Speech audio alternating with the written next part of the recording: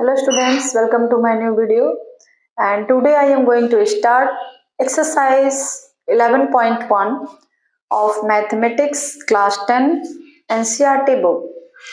So let's start exercise 11.1. Now next question, and next question is question number 11, and question number 11 is a car has two wipers which do not overlap. यहाँ पे wipers की spelling गलत है, WIPERS, which do not overlap each. Wipers has a blade of length 25 centimeter sweeping through an angle of 115 degree. Find the total area cleaned at each sweep of blade. आपने देखा होगा जो car होता है उसके आगे जो कांच लगा होता है उस पे दो वाइपर्स होते हैं। जब कभी बारिश वगैरह होती है या बहुत ज़्यादा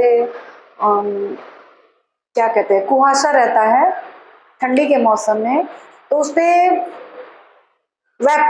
जो ओस की बूंदें होती हैं वो लग जाती हैं और बारिश के दिनों में बारिश गिरने लगता है, जिसकी वजह से हमको शीशे के थ्रू बाहर की चीज़ों को क्लियरली नहीं देख पाते हम लोग। तो इसके लिए उस पर दो वाइपर्स लगे होते हैं। दोनों जो होता है इस तरीके से घूमते रहते हैं और घूमते हैं तो जो पानी होता है शीशे के ग्लास के ऊपर उसको वो लोग क्या करते हैं, साफ करते रहते हैं, जिससे ग्लास होता है साफ रहता है और आगे की चीज़ें हमको क्लियरली दिखाई पड़ती हैं। तो क्वेश्चन ये है कि इसी तरीके से दो वाइपर्स हैं किसी कार पे और वो दोनों एक साथ जब घूमती हैं तो कितने एरिया को क्लीन करेंगी, ये आपसे पूछा जा रहा है। ठीक है, तो वाइपर्स जो होते हैं इस तरीके से होते हैं और इस तरीके से घूमते रहते हैं, ऐसे ऐसे घूमते रहते हैं। एक दो यहाँ पे रहेगा, ऐसे ऐसे क्या हो जाएंगे, घूमते रहेंगे। तो ये जो इनका शेप बनेगा इस तरीके का बनेगा, एक यहाँ पे ऐसे है और ये ऐसे घूम रहा है, ऐसे ऐसे। ठीक है, एक दूसरा भी है, वो भी इस तरीके से घूमेगा ऐसे ऐसे। दोनों क्या फॉर्म कर रहे हैं, दोनों जो है सेक्टर का फॉर्मेशन कर रहे हैं और सेक्टर का फॉर्मेशन कर रहे हैं तो सेंट्रल एंगल कितने डिग्री का दे दिया है, 115 डिग्री दोनों के लिए, और रेडियस कितना दिया गया है, 25 centimetre. This is 25 centimetre, this is 25 centimetre, this is 25 centimetre and this is also 25 centimetre. तो हमको क्लियरली करना क्या है, एक वाइपर्स जितने एरिया को क्लीन करेगी उसका एरिया निकाल देंगे और उसको 2 से मल्टीप्लाई कर देंगे, क्योंकि कार का जो आगे वाला पोर्शन है उस पर 2 वाइपर्स लगे हुए। ठीक है, तो चलिए डायरेक्टली हम लोग करेंगे इसको। Solution, area clean by wipers is given by pi r square theta upon 360 into 2, या 2 आगे भी मल्टीप्लाई कर सकते हैं इस तरीके से। ठीक है, तो 2 पाई की वैल्यू 22 अपॉन 7, r की वैल्यू 25 इंटू 25 और थीटा 115 डिग्री बाई 360।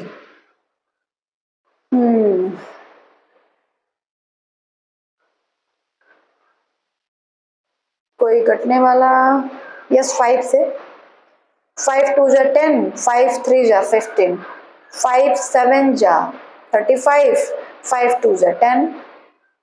नेक्स्ट 2 से 36 टाइम्स कैंसिल हो गया। अब 2 से फिर कट सकता है, 2 11 जा, 2 18 जा। क्लियर है, अब तो ये नहीं कटेगा, तो ये हो जाएगा 11 into 25 into 25 into 23 by 7 into 18। ठीक है, तो 25 इंटू 25 625 हो जाएगा, तो 11 इंटू 625 इंटू 23 बाई 7 8 56 7 7 5 12। ऊपर वाले सारे को आप मल्टीप्लाई कर सकते हैं तो हो जाएगा 625 625 5 7 8 6, इसको 23 से इंटू कर दीजिए। 3 × 5 15, 3 से 23 22, 3 × 24 25 26, 3 × 6 18 19 20, 2 × 5 10, 2 से 14 और 1 15, 2 × 16 और 1 17, 2 × 6 12, 13, 5 2 6 5 11, 7 और 1 8, 3 2 5 और 1। इसका आंसर आ जाएगा, देख लीजिए, 158,125 बाई 126 सेंटीमीटर स्क्वायर। तो इस तरीके से क्वेश्चन नंबर 11 भी जो है आपका कंप्लीट हो गया। क्लियर है, कोई दिक्कत नहीं है, बस एरिया ऑफ सेक्टर निकालिए, उसको 2 से मल्टीप्लाई कर दीजिए, खत्म। Next question, and question number 12 is to warm ships for underwater rocks a lighthouse separate a red colored light over sector of angle 80 degree to a distance of 16.5 kilometer. Find the area of the sea over which the ships are warmed. Use pi is equal to 3.14। देखिए, ये question ये है कि किसी समुद्र में ship चल रहे हैं, तो अगर कोई खतरा आता है, मतलब समुद्र में कभी कभी होता है ना, समुद्र के अंदर पत्थर आ जाते हैं, बड़े बड़े पहाड़ आ जाते हैं, जिससे जो शिप्स होते हैं वो टकरा जाते हैं, तो उनको नुकसान होता है। तो वैसे सिचुएशन से बचने के लिए लाइट हाउस, एक लाइट हाउस बना हुआ है, वो कलरफुल वाटर कलर जो है, कलर के रेड कलर लाइट को स्प्रेड कर देता है, फैला देता है, जिससे जो शिप्स होंगे उनको पता चल जाएगा कि आगे जो है हमारे डेंजर्स आने वाले हैं और वो उधर नहीं जा पाएंगे।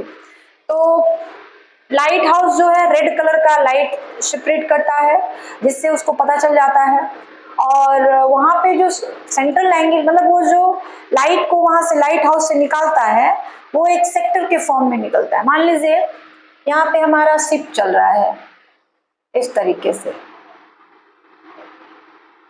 और ये हमारा नाव हो गया, शिप है, इस तरीके से इस पे झंडी लगी हुई है, और यहाँ से लाइट आ रहा है, मान लीजिए नो, लाइट तो इसी के ऊपर है। तो कहने का मतलब कि यहाँ से लाइट जो निकलता है वो सेक्टर के फॉर्म में निकलता है। यहाँ से मान लीजिए लाइट निकलेगा तो वो सेक्टर के फॉर्म में ऐसे निकलता है, ठीक है। तो कितने दूर और चीजें दी गई हैं, 80 degree to a distance of 16.5 kilometre. वो जो लाइट कितनी दूर तक जाता है, 16.5 किलोमीटर तक जाता है। Find the area over which the ships are warm. आपको बताना है कि कहाँ तक के एरिया को वार्न किया जा सकता है कि आपके आगे जो है कोई डेंजर है, उधर आप मत जाइए। तो कुल मिला के यहाँ पे आपको एरिया ऑफ सेक्टर निकाल देना है। आ रही बात समझ में? आपको करना कुछ नहीं, एरिया ऑफ सेक्टर निकाल देना है, जहाँ पे सेंट्रल एंगल कितने डिग्री का हो जाएगा, 80 डिग्री का, और जो रेडियस होगा 16.5 किलोमीटर होगा। तो हमको निकालना है, सॉल्यूशन लिखेंगे हम लोग, area of sea surface here theta is equal to 80 degree and r is equal to 16.5 kilometer. Area of the sea surface over which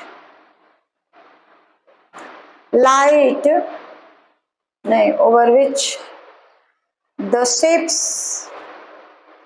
ships are warm is equal to pi r square theta upon 360 degree. पाई की value 3.14, are की value 16.5 into 16.5, theta की value 80 upon 360। सबसे पहले calculation करने जाइए तो point को खत्म कर लीजिए। पॉइंट यहाँ से आएगा तो नीचे कितना आ जाएगा, 100, यहाँ से पॉइंट हटा दीजिए 10, यहाँ से पॉइंट हटा दीजिए 10। अब देखिए क्या क्या चीजें कट जा रही हैं।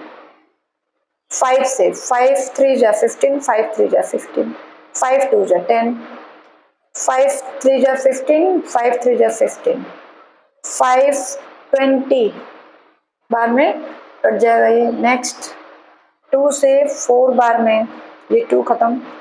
उसके बाद 4 से ये 5 टाइम्स, ये भी खत्म। नेक्स्ट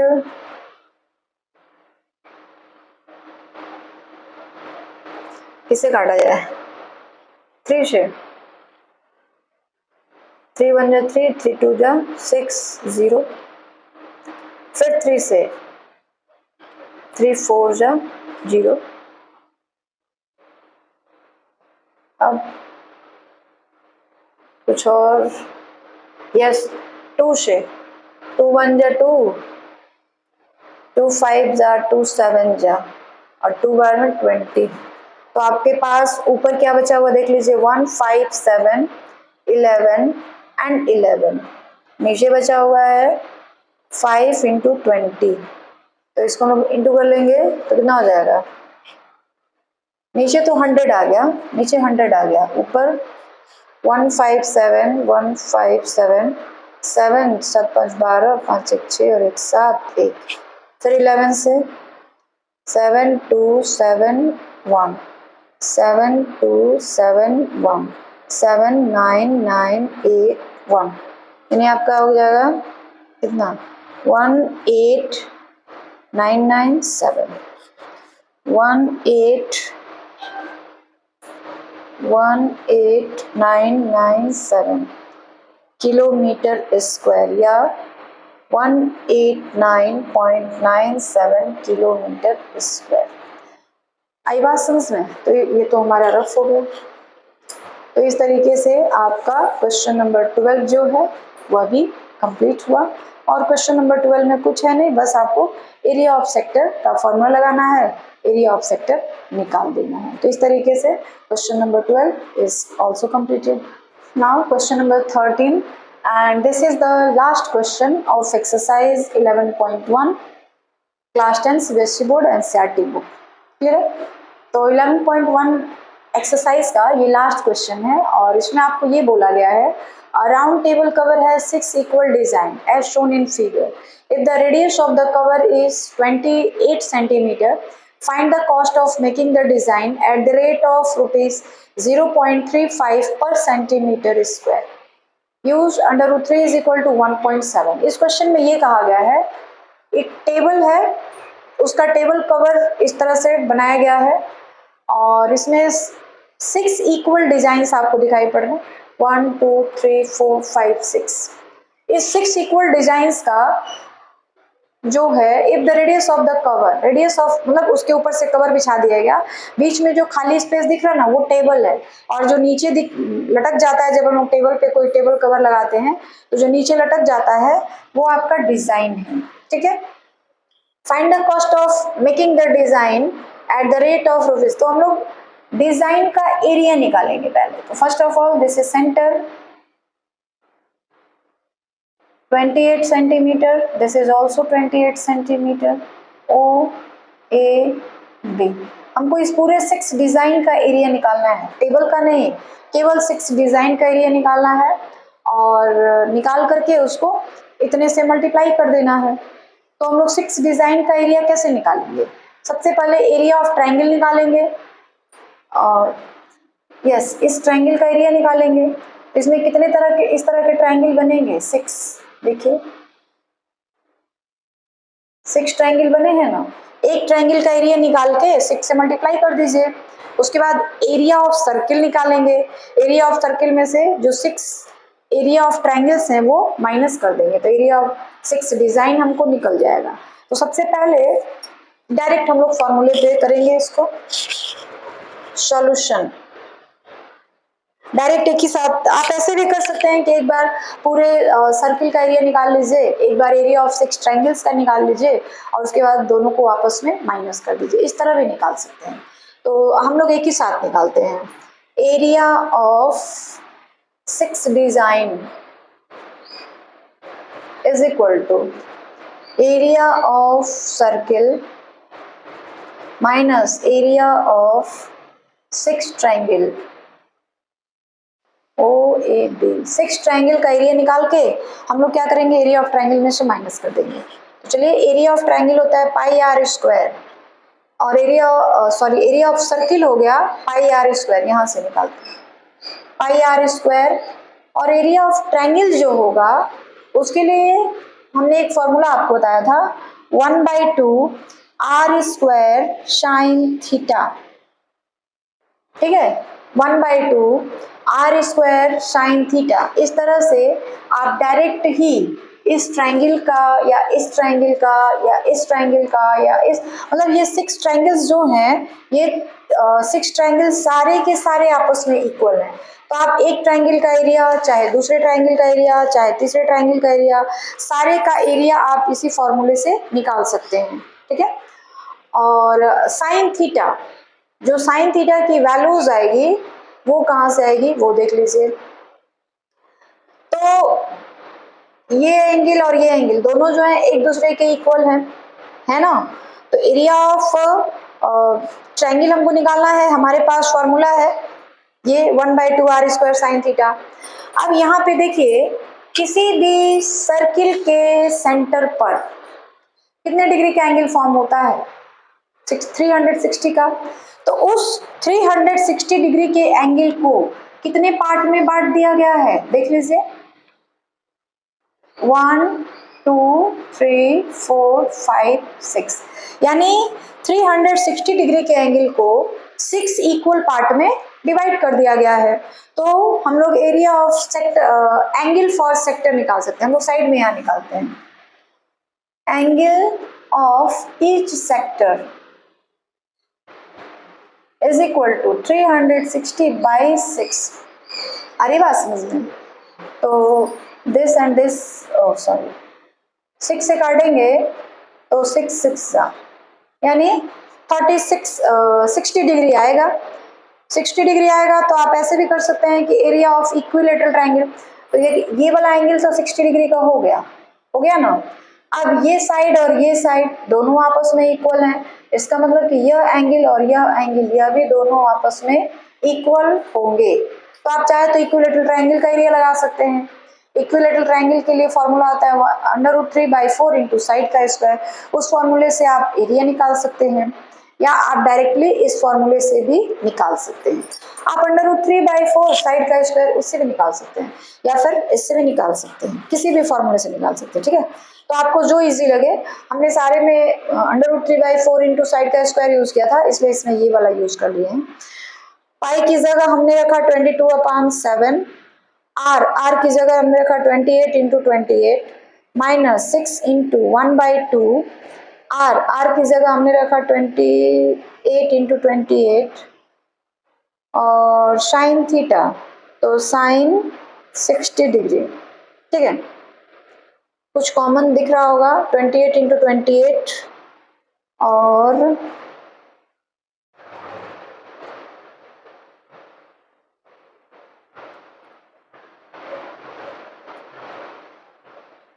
या चलिए सॉल्व कर देते हैं।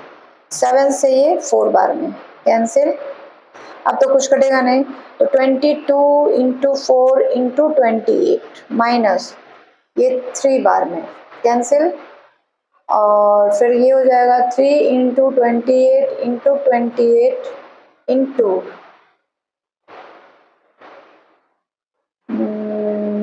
साइन 60 √3/2।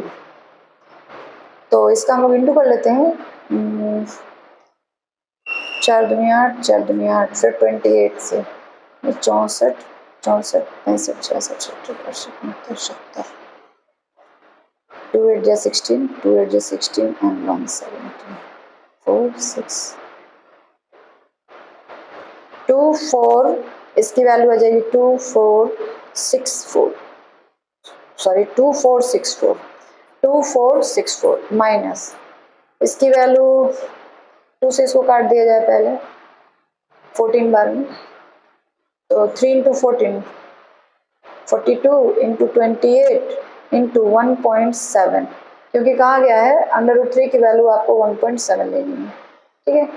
तो पॉइंट अगर हटा दें तो ये हो जाएगा 10।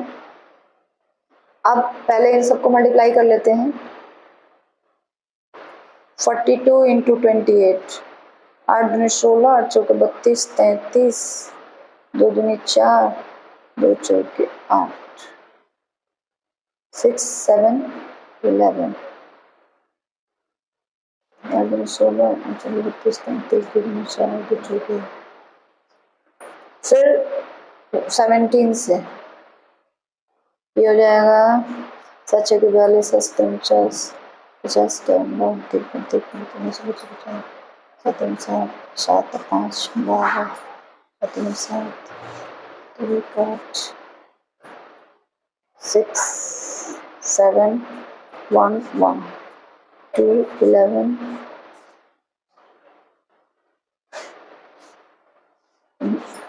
9 9 9 एंड 1। तो ये हो जाएगा 2 4 6 4 minus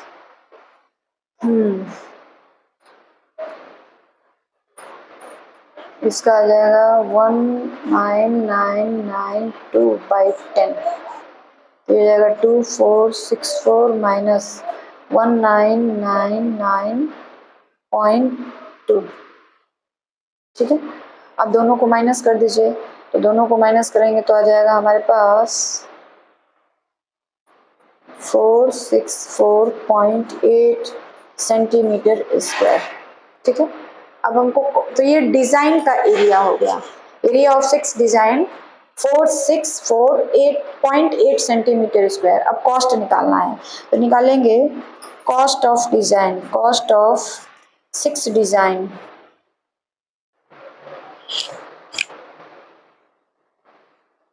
is equal to cost per centimetre square कितना है 0.35।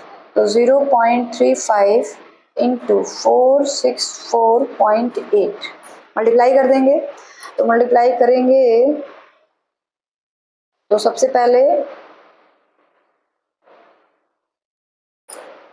पॉइंट हटा लेते हैं, डबल जीरो और यहाँ का सिंगल जीरो, पॉइंट खत्म हो गया। काटते नहीं, पहले मल्टीप्लाई कर लेते हैं इसको। 4 6 4 8 35, 5 8 40, 5 6 20, 20 4 24, 30 30 और 2 32, 5 6 20 20, अब 3 23, 3 8 24, 3 4 12, 13 14, 3 4 18 और 1 19, 3 4 12 और 1 13, 0 4 4 8, 4 2 6 और 3 12, 3 2 5, 9 3 12, 5 1 6 और 1 2 1 2 3। ये आ जाएगा 162,680 बाई 1000।